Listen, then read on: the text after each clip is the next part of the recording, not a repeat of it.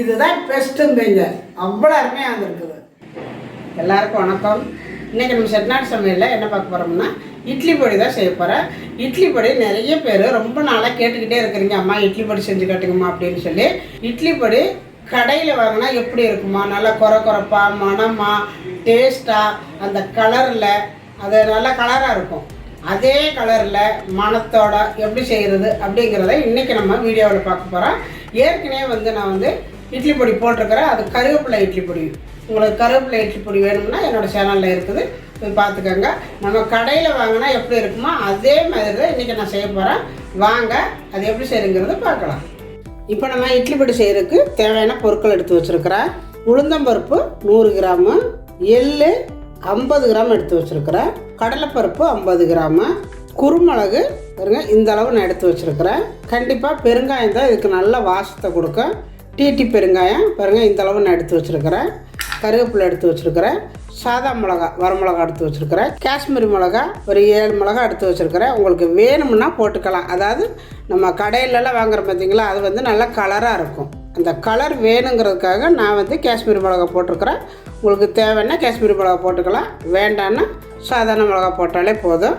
பூண்டு எடுத்து வச்சுருக்கிறேன். பூண்டு 6 பல் எடுத்து வச்சுருக்கிறேன். அவ்வளோதான் இதுக்கு தேவையான பொருட்கள். இப்போ இதை வறுத்துக்கலாம். இப்போ வறுக்கிறதுக்கு பாத்திரம் வச்சுருக்கிறேன். ஃபஸ்ட்டு உளுந்தம்பருப்பு வறுத்துக்கலாம். நாங்களாம் சின்ன வயசுலலாம் மண் பாத்திரத்தில் தான் வறுத்துக்குவோம். இப்போ தான் என்னென்னமோ பாத்திரம் வந்துருச்சுன்னா அதிலே வறுத்துக்கிறோம். ஃபஸ்ட்லலாம் எதுவுமே இல்லை, வடைச்சட்டி தாளிக்கிறதுக்கு எல்லாமே இதுதான். குழம்பு சோறு எல்லாமே இந்த மண் பாத்திரத்தில் தான். வறுக்கிறதும் இதில் தான் வறுத்துக்குவோம். மற்ற பாத்திரத்தில் நம்ம அலுமினிய பாத்திரம் சில்வர் பாத்திரத்துலலாம் வறுத்தோம்னா சீக்கிரத்தில் ஒன்று கரிகிரும், ஒன்று நல்லாயிருக்கும். உங்களுக்கு இந்த மாதிரி பாத்திரத்தில் வறுக்கும் பொழுது கரெக்டாக வறுபடும். இப்போ பாருங்கள் நல்லா கரெக்டாக வறுத்துருக்குது. இந்த மாதிரி தான் இருக்கணும். இது லேசாக வறுவட்டால் போதும்னாலாம் எடுத்துடாதீங்க அசால்ட்டாக, நல்லா இருக்காது பொடி. நல்லா இந்த மாதிரி நல்லா முருகலாக வறுக்கணும். நல்லா கரெக்டாக ஒரே மாதிரி இருக்குது பாருங்கள் பாத்திரத்தில் வறுத்த உடனே. இப்போ இதை எடுத்து வேறு பாத்திரத்துக்கு மாற்றிக்கலாம். இப்போ கடலைப்பருப்பு வறுத்துக்கலாம். இப்போ பாருங்கள் கடலைப்பருப்பு வறுத்தாச்சு.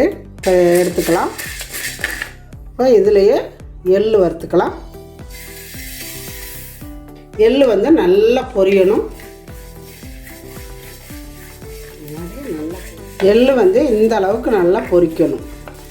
பாருங்கள் நல்லா சடன்னு வெள்ளை எள்ளு தான், ஓரளவு கலர் வந்திருக்குது பாருங்கள். இப்போ எடுத்துக்கலாம். இப்போ இதில் நம்ம எடுத்து வச்சுருக்கிற வரமிளகா 2ஐயும் சேர்த்துக்கலாம். பூண்டு எல்லாத்தையுமே போட்டு வறுத்துக்கலாம். இதை வறுக்கும் பொழுது நல்லா ஸ்லோவிலே வச்சுக்கோங்க.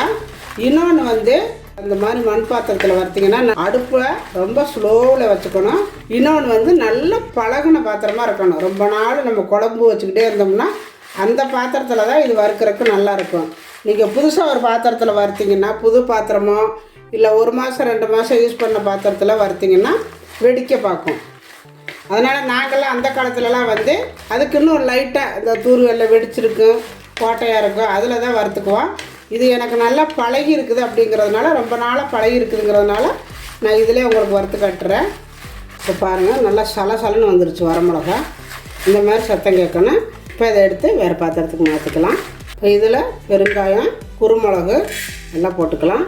போட்டுட்டு இந்த கொஞ்சம் போல் எடுத்து வச்சுருக்கிற கருவேப்பிலை இது போட்டுட்டு ரொம்ப வறுவடணும்னு இல்லை, லைட்டாக சூடாக இருந்தால் இது நல்லா சூடாக இருக்குது, பானை தொட முடியல. அதனால் இந்த சூட்டில் இருந்தாலே போதும். இப்போ நம்ம அடுப்பை ஆஃப் பண்ணிக்கலாம். அவ்வளவுதான், அடுப்பை ஆஃப் பண்ணிடலாம். இப்போ பாருங்கள் நம்ம எல்லாமே வறுத்து எடுத்தாச்சு.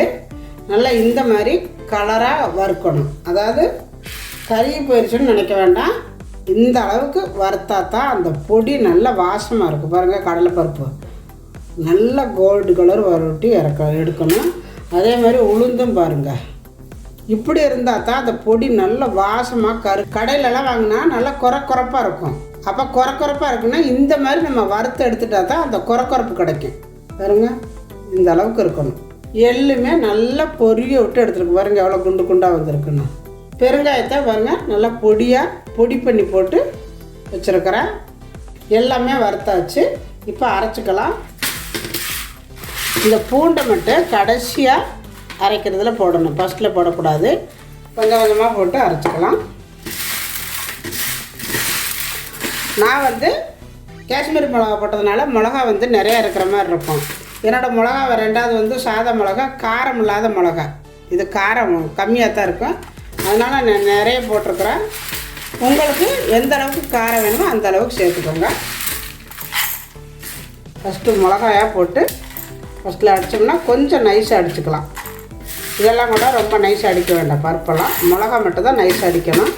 அதனால் ஃபஸ்ட்டில் அரைக்கிறப்ப மிளகா, கருவேப்பிலையெல்லாம், பருப்பு கொஞ்சமாக போட்டுக்கோங்க. இதை கொஞ்சம் குறப்பாகவே இருக்கணும், அதுக்கு தான் சொல்கிறேன். இப்போ இதை மட்டும் அரைச்சிக்கலாம் நைஸாக. நம்ம மிளகாயெல்லாம் போட்டு கொஞ்சம் நைஸாகவே அரைச்சாச்சு. இப்போ இது கூடவே தேவையான அளவு கல் உப்பு போட்டுக்கோங்க. பொடிக்கு வந்து நிறைய உப்பு ஆயிடுச்சுன்னா சாப்பிட முடியாது, அதனால் பார்த்துக்கிட்டு உங்களுக்கு எந்த அளவுக்கு தேவையோ போட்டுக்கோங்க. இதை லைட்டாக அரைச்சிட்டு இதையும் போட்டு அரைக்க போகிறேன். ஒரு அடி அடிச்சுட்டு தான் அடிக்கணும். இதை இப்போ நான் அரைச்சிட்டு காட்டுறேன். இப்போ பாருங்கள், நம்ம அரைச்சி எடுத்தாச்சு. இந்த மாதிரி குறப்பாக இருக்கணும். நல்லா வாசம் தூக்கலாக இருக்குது, சூப்பராக இருக்குது. இதை பவுலுக்கு போட்டுக்கலாம். ரொம்ப அருமையாக இந்த எள் பெருங்காயம்லாம் அவ்வளோ ஒரு வாசமாக இருக்குது. எள், பெருங்காயம், குருமிளகு, இந்த கருவேப்பிலை வந்து நிறையா சேர்த்துக்காதீங்க இதுக்கு. இது வந்து இதில் நிறைய கருவேப்பிலை போட்டிங்கன்னா பச்சை கலராக இருக்கும், வேறு ஒன்றும் இல்லை.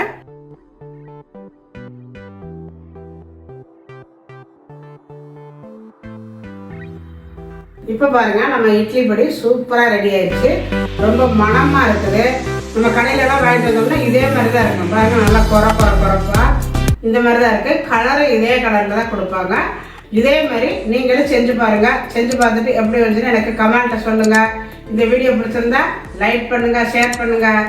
செட்டிநாடு சமையலுக்கு சப்ஸ்கிரைப் பண்ணுங்கள். நன்றி. வாழ்க வளமுடன். பாருங்கள், நான் இட்லிக்கு சாப்பிட போகிறேன்.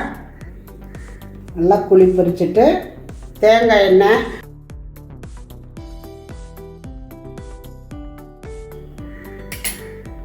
ஓடுது இல்லைன்னா நெய் எது வேணாலும் விட்டுக்கலாம். நான் தேங்காய் எண்ணெய் தான் விடுறேன். கலக்கிட்டு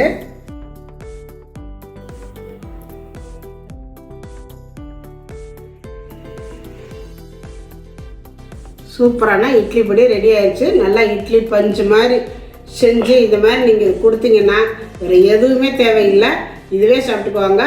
இதுவும் வந்து நம்ம நிறைய உளுந்து பருப்பு போட்டிருக்குறோம். அந்த உளுந்து ரொம்ப ரொம்ப உடம்புக்கு நல்லது. தேங்காய் எண்ணெய்க்கு இன்னும் வந்து நீங்கள் நெய் விட்டிங்கன்னா இதோட டாப்பில் இருக்கும் அந்த இட்லி பொடி. வேணுங்கிறவங்க நெய் விட்டுக்கோங்க, இல்லை தேங்காய் எண்ணெய் வேணாலும் தேங்காய் எண்ணெய் விட்டுக்கோங்க. ரொம்ப அருமையாக வாசமாக நீங்கள் கடையில் வாங்கினீங்கன்னா எப்படி இருக்குமோ அதே மாதிரி இருக்குது. இப்போ பாருங்கள், வெறும்பொடியும் வச்சுருக்கிறேன். வெறும்பொடியும் கூட தொட்டு சாப்பிடலாம், அவ்வளவு டேஸ்ட்டாக மணமாக. நம்ம வந்து சக்தி மசாலா வாங்கி சாப்பிட்டா நீங்கள் எப்படி இருக்குமோ அதே மாதிரி இருக்குது. எந்த ஒரு டிஃப்ரென்ஸுமே இல்லைங்க, சூப்பராக இருக்குது. இதே மாதிரி நான் செஞ்ச மாதிரி நீங்கள் செஞ்சுட்டு சக்தி மசாலா பொடி வாங்கி அதையும் இதையும் பக்கத்தில் வச்சு நீங்கள் சாப்பிட்டு பாருங்கள். டேஸ்ட்டு கொஞ்சம் கூட மாறாது, அப்படியே இருக்குது, அருமையாக இருக்குது. நான் போட்ட அந்த பக்குவங்கள் கரெக்டாக இருக்கணும். பூண்டு கண்டிப்பாக தோலை உரிச்சிட்டு வறுத்துட்டு அந்த மிளகா கூடவே போட்டு வறுத்துக்கோங்க. கடைசியாக எல்லாத்தையும் அரைச்சதுக்கப்புறம் அந்த பூண்டை போட்டு ஒரு 4 சுத்த விட்டு எடுத்துட்டிங்கன்னா போதும். அவ்வளோ டேஸ்ட்டுங்க. இதுதான் பெஸ்ட்டுங்க, அவ்வளோ அருமையாக இருக்குது.